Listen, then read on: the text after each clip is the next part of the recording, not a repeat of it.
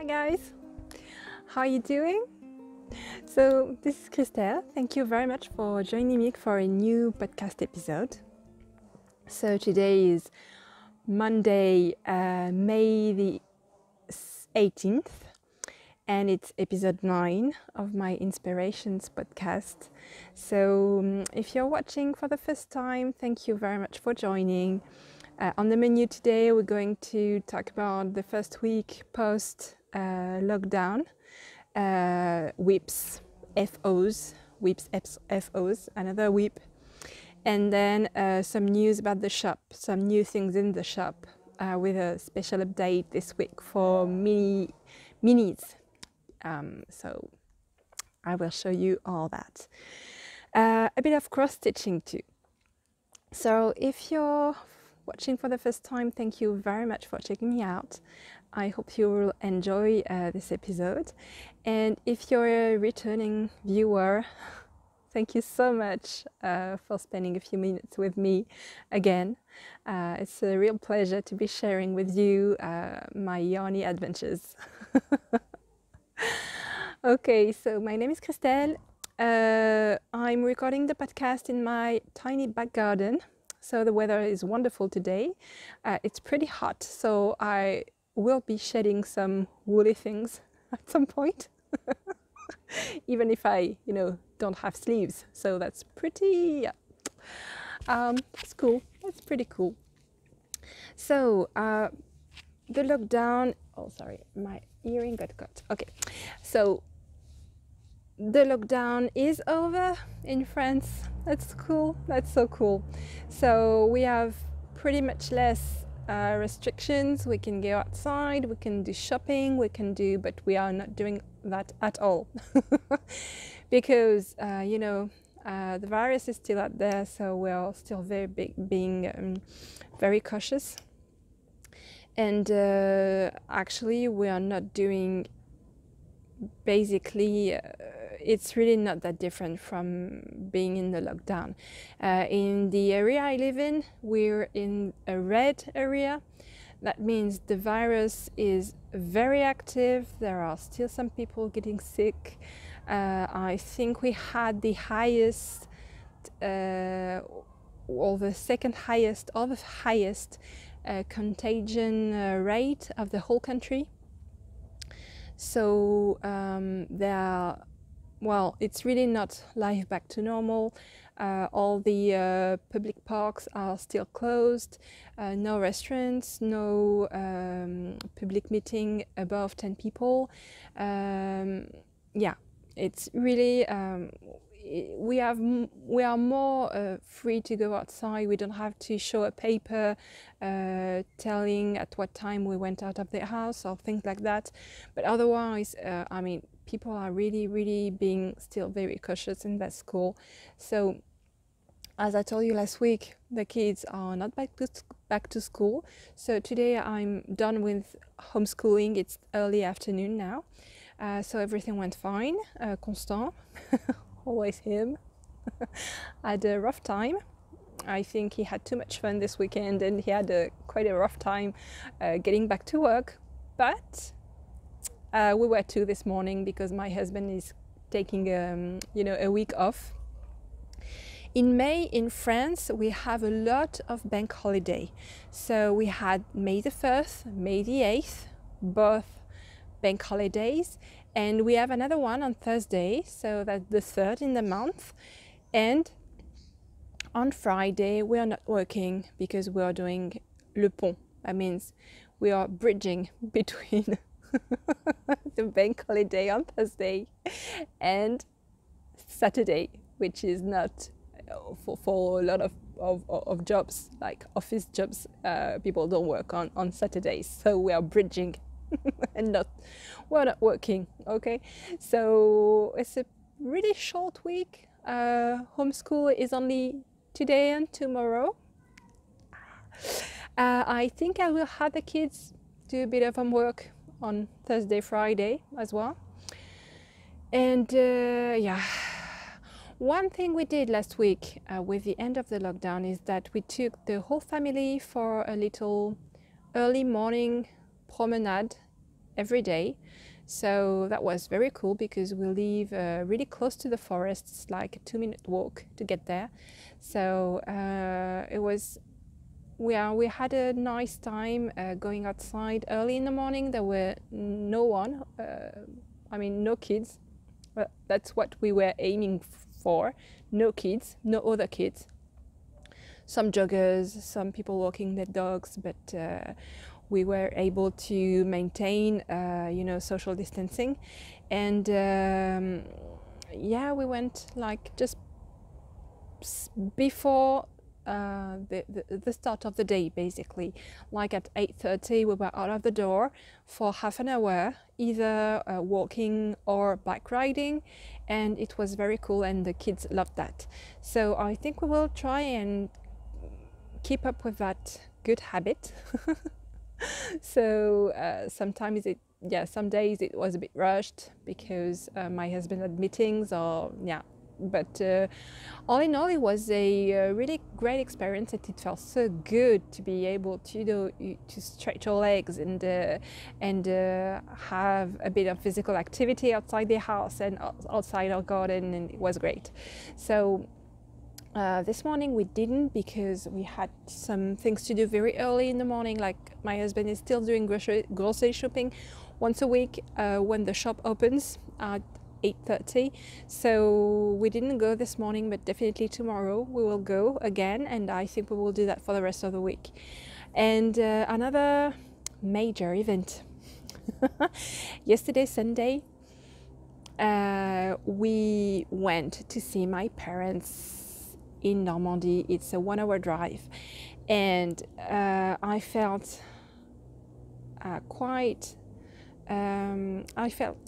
a lot of anxiety because I knew things were not going very well for them during the lockdown. It was very hard on my mother, and I kind of, feared how she would be, but because she's not doing well at all.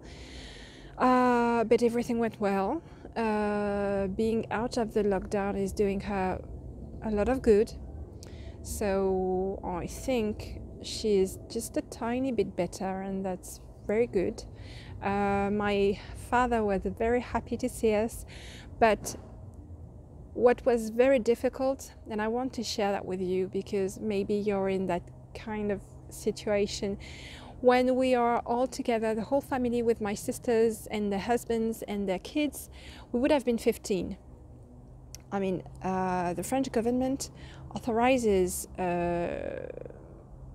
having, family gatherings at home without any restrictions on the number of people. But what we did is that we requested that we do not do a complete family gathering, because we were concerned about, for once, being over 10 people, which is the limit when you are meeting on the street. So that's for a reason, right? If it's not good to do that on the street, you shouldn't do that at home either. Even if it's not written down, it's common sense, and they cannot enforce it because they are not going to check people's homes. But I think it's the logical thing to do. Well, that's what we decided on. So my parents were a bit disappointed not to be able to have the whole family gathered together, because we love being together. But we insisted on, keeping the family gathering below 10 people, and basically because we are already, with my family, husband and kids, we are already 6. We cannot see my sisters right now at the same time, both sisters at the same time, and my parents at the same time. It's not possible. So that was one point, and it was a very difficult decision to make, because I knew it was a disappointment for them.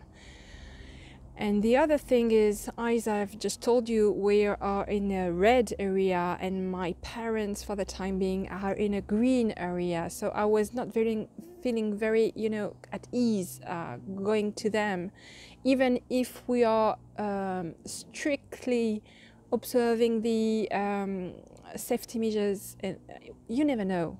You really cannot control the risk 100%. So I was really not at all at ease going to them and risking to, you know, contaminate them. So we respected social distancing with them. We did not hug, we did not kiss, we did not touch, and boy, was that hard. I wanted to hug my mother so hard, but yeah, it was the right thing to do. And I don't think I will be visiting my sisters very soon, because they both have kids in the same, you know, age range as my kids. And I mean, my eldest, I think she could respect the safety measures because she's 12, almost 13, and she understands the consequences and what's at stake. But the boys, I mean, Maxime is 9, Constant is 6. The boys, they don't understand, and yeah, it's too difficult for them. And I know that with their cousins, they really want to see their cousins, but I know that with their cousins, they won't be able to keep the social distancing. So I think the best thing to do for everyone right now is to just not see them. It's heartbreaking, but I mean, what is it really? A few weeks more compared to a lifetime, if it can, you know, protect them. Yeah, so it's really not an easy thing to do. I was really not at ease. I was happy to see my parents, but not at ease. Visiting them and risking to contaminate them. And so it's very hard, this situation with all the, you know, invisible risk you have to deal with, and stress and anxiety linked to that. It's really not easy, and it's been very hard on me for the past few days. I mean, I was so happy to be able to see my family, but I had so much fear as well. Wow.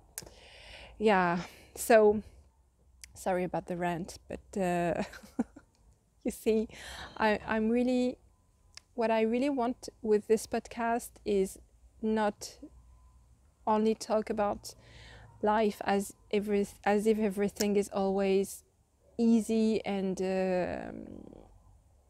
planned, and it's not. It's really not. But I'm doing my best. That's all I can say. One thing I really loved about going to see my parents is that I had some car knitting time. And I love knitting in the car when my husband is driving, the kids in the back, music on. And it's great. I love that. So I finished that baby yesterday. No, I almost finished it yesterday, but I cast it off just prior to recording the podcast. Okay, I was all set up and casting this off like seconds before starting recording. So just cast this off, put it on, and record. I'm really happy.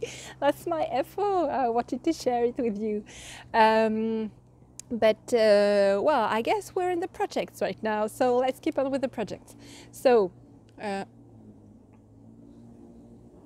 sorry, I like to have my coffee when I'm with you, but while listening to the podcast, you hear me drink very loudly now. I don't like that sound very much. So maybe I'll keep the coffee on the side. Okay, so I wanted to share with you my whatever Twitter, because it's growing. It's growing, and it's so great, and it's beautiful, and I think I will definitely wear more colors. I mean, this is completely crazy colors, right? It's neon, it's green, it's blue, it's purple. You have every colors. You have a bit of fall here. If I show you here, it's Halloween town. Okay, I'm dropping stitches. No. It's a bit of Halloween town happening here. As I told you on the last podcast, I wanted to do some Halloween themed colors. So you have a bit of orange, lime green, purple, and hot pink. But if you go back in time, okay, I've dropped a stitch, it's no problem. You can see I have a bit of fall here, Okay, I like this so much. So I'm at waist level. Can show you maybe? Oops, sorry. Okay, up. Yeah. So my waist is here, and that's where, okay, and you can see the colors pretty well here. When I sit down very slowly for you to enjoy the colors. So I'm really looking forward to have this finished, and it will be way too hot for me to wear it, but I don't mind. So that baby is awesome. I love him. So yeah, I still have the sleeves, and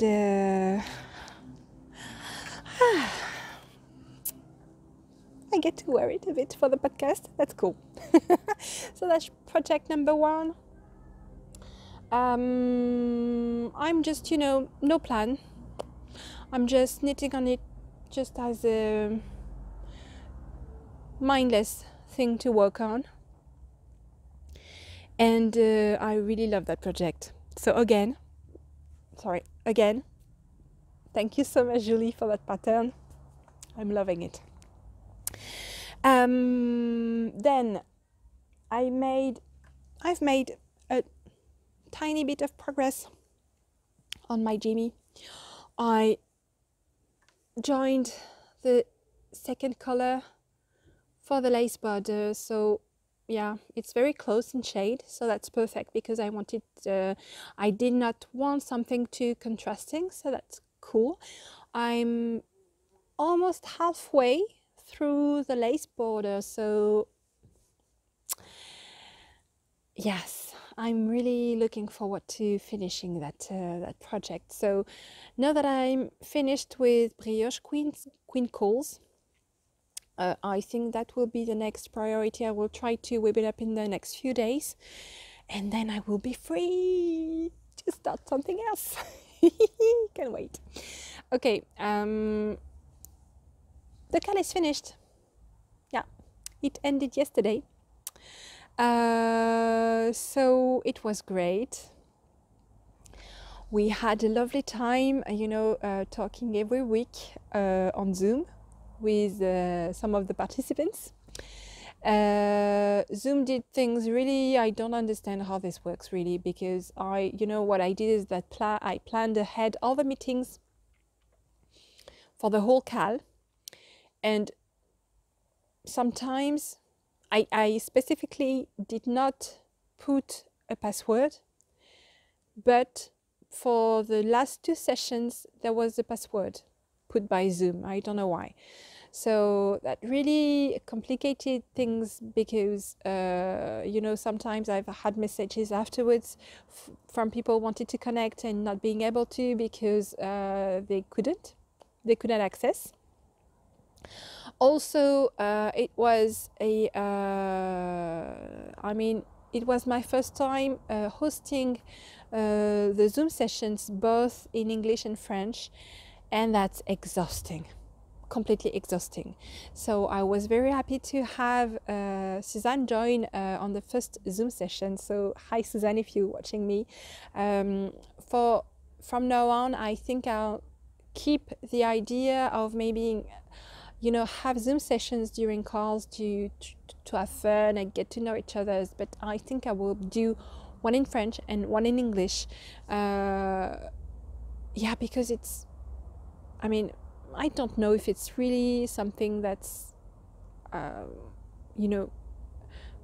good or not good, but are people enjoying that? I know I'm not. Switching from one language to the other is really, really tiring, and it doesn't leave much place to enjoy the moment and to be there in the moment. You're always thinking about what one person is telling, you have to translate, and so it's really not a good thing to do when you want to spend a little time relaxed and enjoying some good times with wonderful people. So yeah, will be one in English, one in French from now on. But if you're if you want to join in the one in French, that's not a problem. If your French is, you can understand and you want to participate, even if you're not completely fluent, that's perfect. We will be very happy to have you. But I think I will stop playing the bilingual host because, yeah, too complicated and not very. I think it's not something either me or the participants are enjoying. So that's it for the projects, actually. Just bear with me while I remove my... Okay. I think I'm going to keep the sweater on for the whole podcast. Okay, so I wanted to show you that baby, the last... I think it's going to be the last. I know I said I wanted to try another color. I might try another colorway for the cal, because there's going to be a cal for the Brioche Queen, but not now. So that's the last Brioche Queen I've knitted. It's my 5th. It's in the Dreamy Ara color combination, and I love it. It's great. And as I said previously, I've just cast it off. Okay, so that's... I used some minis in there to, you know, fade from one color to the other, and the fading works very well here, and there it's not really a fading, you get stripes. But yeah, it's lovely, lovely, love it. So that's the 5th, and this enables me to talk a bit about Brioche Queen. So Brioche Queen, the test is coming to an end. I think the testers have until this Wednesday, so in 2 days, to send me all their info. But most of them are already finished because it's a very quick project. What I'm happy to report is that the pattern is almost ready. I just have to include a few more information based on the test feedback, but I mean it's 99% ready. The feedback from the testers on the workshop is really good. They were very happy. They are all now confirmed Brioche Queens. And they thought it was great to understand all, you know, the brioche stitch. So that's a very wonderful news for me to hear, because I put so much work in that project. I'm very happy that yeah, it's delivering. So the pattern will be out this coming Thursday. I will have a couple of one kit calls in the shop on Thursday if you want to grab one, but I will be in June. I think early June, I will do another shop update with a lot of one call kits. I tend to say the other way around, but one call kits. So a few in the shop on Thursday, and then another big shop update in June. But you can subscribe to the newsletter to get all the info. My newsletter members get the information first, and then I share it on social media. But first, newsletter members, if you want to subscribe, you have all the info in the notes. You just have to click on plus and you will have the link to subscribe. Also, I think I forgot to mention that I always put a lot of information in the show notes on YouTube. You have time codes to access to each part directly. For example, if you want to see directly the new yarn in the shop, you can just click on the blue time code and it will take you directly to the part where I show the yarn. Yeah, do not hesitate to see. There is a lot of useful links as well. So my Instagram handle, my website, my blog, where I write a few articles, you know, there is, for example, an article on the different on a few things you might want to know about Brioche Queen, the bases and the colors. And I'm preparing another blog article on the pattern itself and on the workshop, the digital workshop. So yeah, you can find all that in the show notes. If I mention something as well, like a book, or I put it in the show notes as well. Okay, so that was for Brioche Queen. I'm really excited to have the pattern out this Thursday, because as I told you last podcast, it's been I've been working almost exclusively on that project for, it's amounting to 3 months, because Brioche Queen started as a project mid-February. So yeah, it's been 3 months in the works. So I'm really, really happy to, you know, see it become real. And yeah, it's great. Okay, so I want to show you now the yarn that it's going to be in the shop. So I will start by showing you what I dyed last Saturday. And I want to show you what I dyed last Saturday and talk to you about that, because there were quite a few changes. I was on a mission, actually.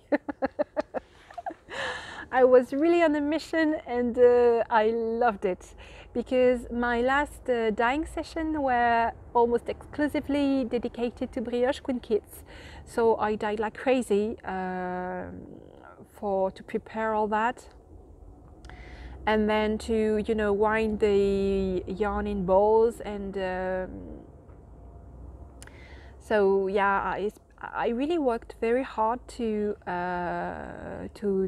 be able to prepare all the other kits. And so I had a bunch of pre-orders I had to prepare, but I had warned my clients that it would be only after I was done with the Brioche Queen call kits. So Brioche Queen was done. Last week all the orders were shipped, and the remaining orders I had to work on were the pre-orders where I had to dye yarn. So that's great, because it's really easy when you have a pre-order, a few pre-orders. It's very easy to plan your dyeing session. And what I like to do now is to, you know, regroup what I need to dye by color, dye successively the colors in the dye parts using the same colors. So dye all the blues in the same part, dye all the yellows or pinks in the same part, so that you limit the risk of, you know, having the stray spot of contrasting color. It can happen, first because some of the dye powder sometimes breaks, so the color breaks. That means that the different colors used to create the color you're using are separating during the dyeing process. And that's why, for example, in the fluorescent pink, sometimes you can have some like primary blue spots because the dye broke. And that's something that is really difficult to avoid, because you never know when it's going to happen. Fortunately, it's quite limited. I mean, it happens sometimes, but it's very limited, and it's not always, but it happens. One way of limiting that, you know, cross-contamination of colors is to, like I said, keep the dye, because I'm reusing the dye baths for dyeing several batch of yarns because I'm always working in exhaustion. That means that it means that when I'm done with a colorway, the water is back to transparent and it's ready to dye another colorway. In theory, I could be dyeing yellow after blue and not end up with a green. The color remains clean and bright and vivid. The only risk is if I'm doing a bit of speckling, you can have some, stray speck of dye powder left on the side of the pot, and that's why I'm trying to keep things clean for a start. And dye the same family of colors in the same dye pots. So there was a lot of planning. I love to plan. So there was a lot of planning involved, and yeah, I'm getting there. It's really working well. So I had a lovely dye session, and my daughter, the eldest, so almost 13, she really likes to help me when I dye. So she's starting to get the hang of it. She's not manipulating the powders or anything because she's too young, and I don't want her to manipulate some potentially dangerous substances. So that's left to me, the speckling, the preparation of the dye stock. I'm doing it with the appropriate safety equipment, but she helps me a lot with preparing the dyeing session, like based on the dye plan. She prepares all the bases, she soaks them, she can prepare the pots, put the water, put the vinegar or the citric acid. She prepares all my setup to wash the yarn, to soak them. She knows how to prepare all that, and she gets a wage. Yeah. And she's beyond happy because she has a lot of projects. She wants to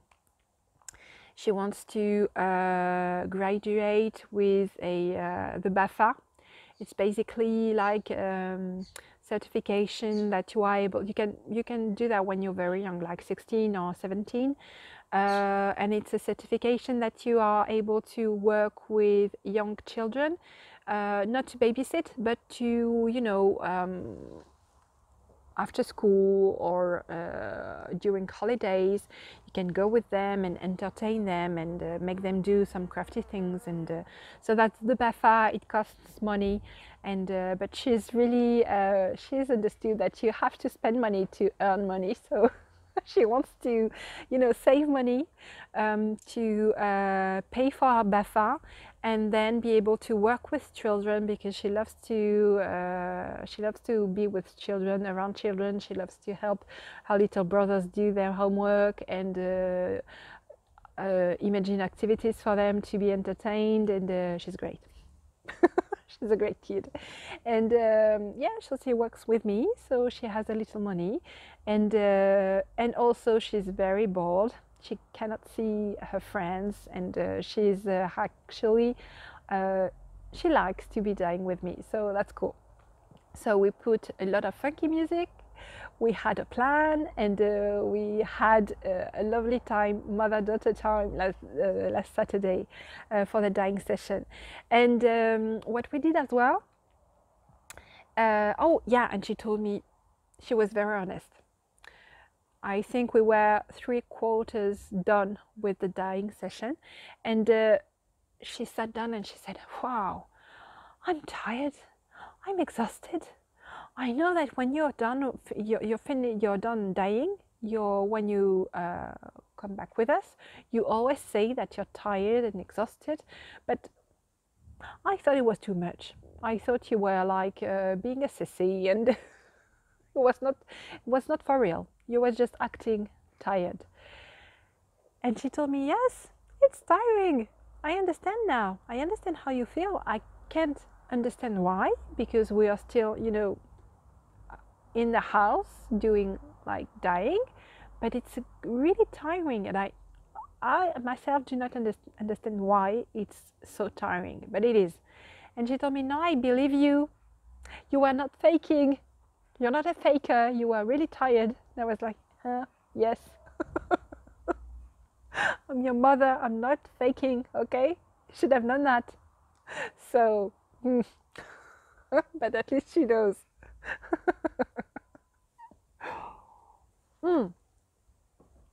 Okay, enough with the chit chat. Bring on the yarn. Okay, so missions. I had missions. I had great missions. I love it when my customers ask me, send me on a mission. I love it.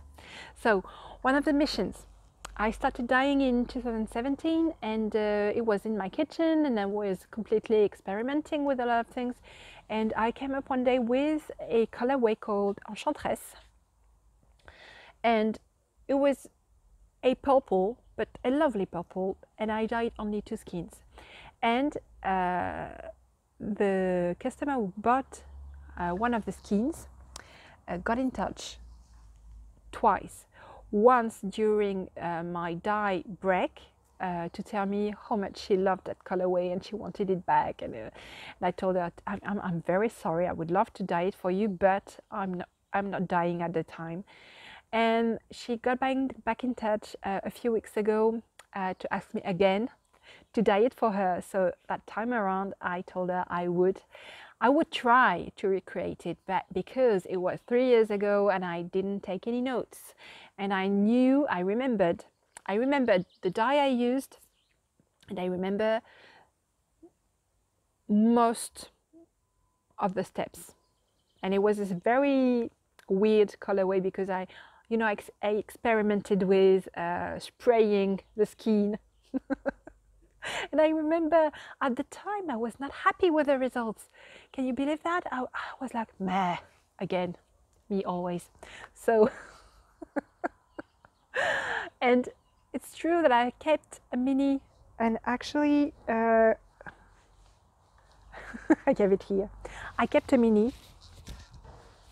It's here, mixed with first the blue here and here the pink.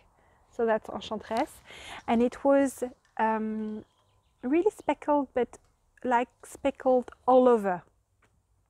So she told me she wanted again. She wanted it to have one. She wanted 2 skeins of that.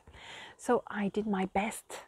I did my very, very best, and we sprayed that baby like crazy with my daughter. So I hope she's happy. I think it is not as speckled as the original, but it's pretty close. And it was not a very, intense speckling. It was more subdued speckling. Okay, maybe it's a thing, I don't know.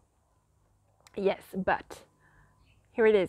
And I think it turned out great. So there will be 2 in the shop, because what I do when I dye pre-orders, in order to have some things for the shop as well, I always dye more. So I dyed 4. There are 2 for my customers and 2 in the shops. So that's Enchantress back from nothingness. Okay, Enchantress. Next mission. There is a skein of yarn in the shop called Indecise on Decay, and it's an exhaustion colorway. So something that I put the skein in it to soak up the remaining dye stock in the water, and I added some color randomly to create something, and an exhaustion colorway. And the customer requested that colorway on another base. So I told her that in that case, when I'm not sure of the outcome, I don't charge for it up front. So for Enchantress, my customer has not seen it yet, so I will show it to her, and if she likes it, I will charge her. Same for this mission. I'm not charging up front for that because it's too much on the experiment side of dyeing. So if they don't like it, everything will be in the shop. If they do like it, it will be as planned. So I recreated, so that's indices, and it's officially now repeatable, so that's cool. And I had to recreate a leftover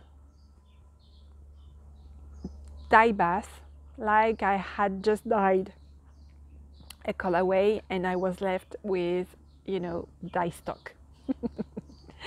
So if you see indices in the shop, you will see that that skin is a bit lighter and it has a bit less blues and greens, but otherwise it's pretty darn close. Good job, good job. Yeah, it's lovely. So that's indices. Next mission. Okay, next mission is that fade. So why is it a mission? Well, 3 of the colors are regular colorways, no problem. That's Champagne Rosé, Neon Coral, and Aperol Spritz. So no problem whatsoever. The mission was to recreate this one. It's the lovely one. And actually I dyed it for the first time a few weeks ago when attempting to do something else completely. And first attempt, I failed and I had to restart. And the lovely one was the failed attempt. And it was lovely. It was a complete accident, but it was lovely. And when I put it in the shop, yes, it was bought immediately. And I had request to dye some more. So I did it. I recreated the fail. And it goes from fail to regular colorway. So that's the lovely one. And it's a lovely, and you know what is really funny? It's that in that fade, because so my customer wanted to have a kit to knit my Notre Dame pattern. So she wanted to have, I'm going to put Notre Dame here in case you do not know what pattern it is. So it's a pie shawl, and she wanted to knit it double to have a blanket. So what's funny is that it's all the same dye powders, but applied differently and in different concentrations, but it's basically the same colors. And it's incredible what you can do with the same colors. I mean, when I look at that, I'm just in awe of what you can do with just, I think, 3 different colors. It's great. So that's Champagne Rosé, the lovely one, Neon Coral, and Aperol Spritz. It's on the Stellina base, so it sparkles very lightly with gold speckles. It's gorgeous. And there is one in the shop, if you like that's in the shop. I dyed more, so that's one for you guys if you like it. And I can always dye more. Oh, it's going to be beautiful. Gorgeous. So that was the mission, and so far so good. Then I had some regular pre-orders. So that's Jean Fetiche, which is, you know, a blue, like your favorite pair of jeans. Jean Fetiche is back in the shop. There is a few skins to grab. It was before it was only available in pre-orders, but now I'm going to remove the pre-order and you will be able to buy it directly. Then I had some interesting things to show you because I had two different pre-order for the same colorway on two completely different bases, so I wanted to show you how it looks. Because I had a request to dye Lac Secret, which is a very intense teal green on yak and on Stellina. So that's exactly the same colorway dyed together in the same pot but on two different bases. This is Stellina, so it's 75% superwash merino, 20% nylon and 5% gold Stellina, and it's gorgeous and it's white to begin with. And this is exactly the same colorway, same concentration of dye on the yak sock base, which is a mix of merinos, superwash merinos, yak and nylon. So it took the dye completely differently, which is normal because this is gray to begin with. It's not white, but yeah, it's interesting to see how it takes color differently.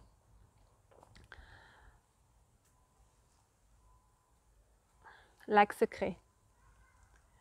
This won't be in the shop because it was only pre-orders, but I think there are some Lac Secret on single available in the shop, and you can always put in a pre-order. You just drop me an email if you on Etsy.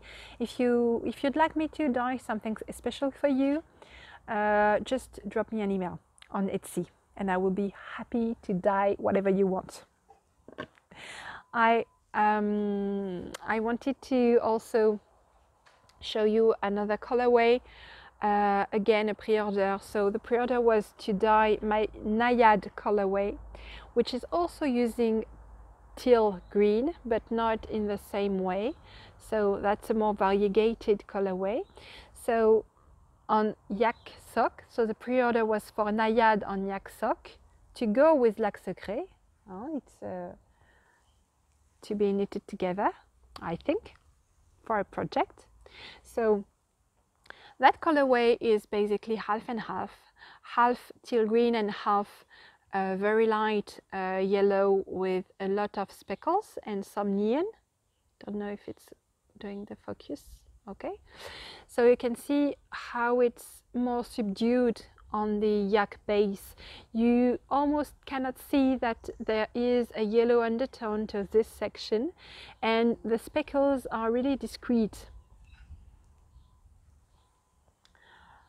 On that base, it's pretty more obvious. The dye technique can be seen. You can see that it's not completely white, it's off-white. It's really cream. And you have the speckles are more intense and more obvious. So the Naiad on yak sock is for the pre-order only, but that baby, and there will be two of this in the shop. So that's the Naiad colorway on Stellina.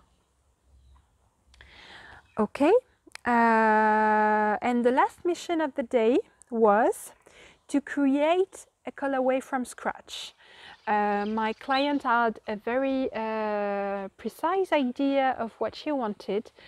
She had already ordered something like similar with me, a color creation.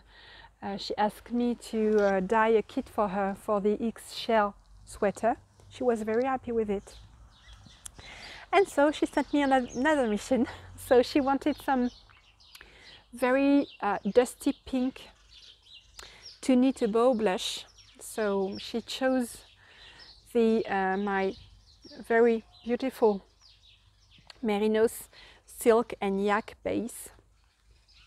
So it's a big skein. It's 120 grams for 480 meters, and it's really a very dusty pink olive. So that's for a bow blush, and she wanted the same colorway dyed on decay, so that's exactly the same colorway again dyed together on another base, a decay. There is some light speckling going on here, you can see. I wanted to, you know, liven up the color a bit, but I'm pretty happy with it. I hope she will be too. Yeah, a little tiny bit of speckles. I think it's going to make a gorgeous bow blush. And I mean, the yarn is a dream. It's almost liquid. It's so soft. So that's what I did on Saturday with my daughter. The last thing I wanted to show you about that dye session is the, you know, exhaustion colorway of the previous, not that one, but dye session from the time before. And again, I'm really happy with the results, and you guys loved my exhaustion colorways. It all sold out immediately, almost immediately. So thank you very much. I'm going to keep on doing that because I'm really happy not to be wasting anything. And I think the results are gorgeous. So that's it's almost the same color. I mean, it doesn't have any relation, but it's very close. And it's a dusty pink. And that's completely, I didn't do anything. The only thing I did is mixing all the remaining dye from the dye session together in a dye stock and put some skins in it, and that's basically it. And I mean, it's crazy because it did some crazy things. I mean, it auto speckled again. I mean, how is that even possible? You see, I didn't do anything. I just put the yarn in there and it came like this. So I have 4 of that. And I'm really amazed by the colors I'm getting. I'm amazed. I love them. The last one, I thought it would be better if I did some speckles on them. So those one, I don't think I need to do anything. They are just perfect the way they are. So that's single, and I have 4. And that's it for the dye session. Now I want to share with you the special event of the week. It's mini time. So what I do is that usually I don't do dyeing sessions, especially for minis. I rather add some minis to some colorway I dye and over a month or a month and a half. And when I have enough, I put together some kits and I put them in the shop. So it's that time the time has come to show you all the minis. So there are lots of, because I'm doing that this way, sometimes I have 2 of the same, but most of the minis are 1 kit only. So if you see something you like, go grab it. And I had a lot of fun with the names as well. So I'm going to show them to you. The first one is that one. And it's called Iris and Co. because those 2 colorways remind me a lot of irises, the flower. And this is an exhaustion colorway. So it's pretty unique. The kits you will see are pretty unique because sometimes there are repeatable colorway in there, but sometimes there are exhaustion colorways like this one. So that's Iris and Co. This is so fresh. So that's Sweetie, Framboise sous Acine et Feuille d'Iris. That one, almost only exhaustion colorways, apart from Eleanor and that word is called Undead, have feelings too, okay? Okay, so that's yeah, I think that's only exhaustion colorways. Oops. So it's very dusty pinks and purples with a dash of neon, and it's called Lila Blues. That I have too. So it's The Answer is Love with some dark gray and neon pink, Eleanor, and it's called Looney Bean. So that's two. Oh, I love this one. So that's Dirty Rainbow with two Eleanors, one exhaustion colorway, and Champagne Rosé, and it's called Lorelei because it makes me think of Lorelei from the Gilmore Girls. That one, it's called Jardin Normand because, yes, iris again, feuille d'iris, that's blueberry something, I think, but it reminds me of the flower, the iris. This is Printemps Normand. You remember my little private joke about the sky in Normandy when it's springtime? And there's Nébuleuse and Framboise sous acide, which remind me of flower colors, so Jardin Normand. And I have two.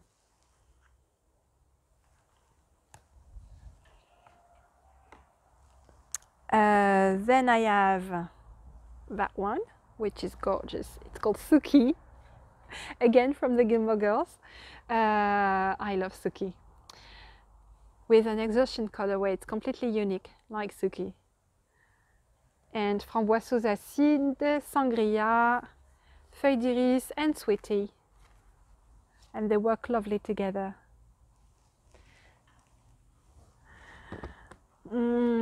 That one is very tender. It's called Sweet as Pie, and it's Sweetie and Champagne Rosé together, and they go so well together.